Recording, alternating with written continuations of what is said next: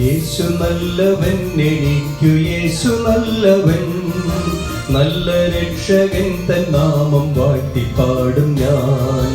യേശു നല്ലവൻ, എനിക്കു യേശു നല്ലവൻ, യേശു നല്ലവൻ, യേശു നല്ലവൻ, യേശു നല്ലവൻ. ദൈവനാമത്തിന് മഹത്വമുണ്ടാകട്ടെ.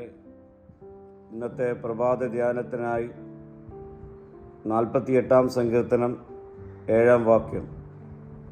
നീ കിഴക്കൻ കാറ്റുകൊണ്ട് തർശീസ് കപ്പലുകളെ ഉടച്ച് കളയുന്നു. തർശീസ് കപ്പലുകൾ അന്നത്തെ കാലത്ത് വലിയ വ്യാപാര കപ്പലുകളായിരുന്നു. അവ സമ്പത്ത്, ശക്തി, അഭിമാനം എന്നിവയുടെ പ്രതീകമായിരുന്നു. എന്നാൽ ദൈവം ഒരു കാറ്റ് മാത്രം ഉപയോഗിച്ച് അവയെ തകർത്തു കളഞ്ഞു. ദൈവത്തിൻ്റെ ശക്തിക്ക് മുൻപിൽ ലോകത്തിൻ്റെ ശക്തി ഒന്നുമല്ല. ബൈബിളിൽ കാറ്റ് പലപ്പോഴും പരിശുദ്ധാത്മാവിൻ്റെ പ്രവർത്തനത്തെ കുറിക്കുന്നു. ദൈവത്തിൻ്റെ കാറ്റ് വീശുമ്പോൾ മരിച്ച പ്രത്യാശകൾ ജീവിക്കും, അടഞ്ഞ വാതിലുകൾ തുറക്കും, അസാധ്യമായ കാര്യങ്ങൾ ജീവിതത്തിൽ സംഭവിക്കും. ഒരു വരണ്ട വയലിൽ മഴയില്ലെങ്കിൽ ഒന്നും വളരുകയില്ല. എന്നാൽ ശക്തമായൊരു മഴ വന്നാൽ വയൽ മുഴുവൻ ജീവൻ കൊണ്ട് നിറയും. അതുപോലെ ദൈവത്തിൻ്റെ ആത്മാവ് നമ്മുടെ ജീവിതത്തിൽ വന്നാൽ ജീവിതത്തിൽ മാറ്റങ്ങൾ സംഭവിക്കും. തർശീസ് കപ്പലുകൾ വലിയ ശക്തിയുടെ പ്രതീകമായിരുന്നു. എന്നാൽ ദൈവം ഒരു കാറ്റുകൊണ്ട് അവയെ തകർത്തു.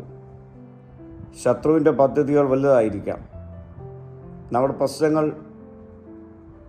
വലിയവയായിരിക്കാം, നമ്മുടെ സാഹചര്യങ്ങൾ പ്രതികൂലങ്ങളാകാം. എന്നാൽ ദൈവം പ്രവർത്തിക്കുവാൻ ഒരു നിമിഷം മതി. അവൻ്റെ കാറ്റ് നമ്മിൽ വീശിയാൽ എല്ലാ പ്രശ്നങ്ങളും പരിഹരിക്കപ്പെടും. അവൻ്റെ ആത്മാവിൻ്റെ കാറ്റ് നമ്മിൽ വീശുവാനായി ഈ നാളുകളിൽ നമുക്ക് കാത്തിരിക്കാം. ഒരു കാറ്റുകൊണ്ട്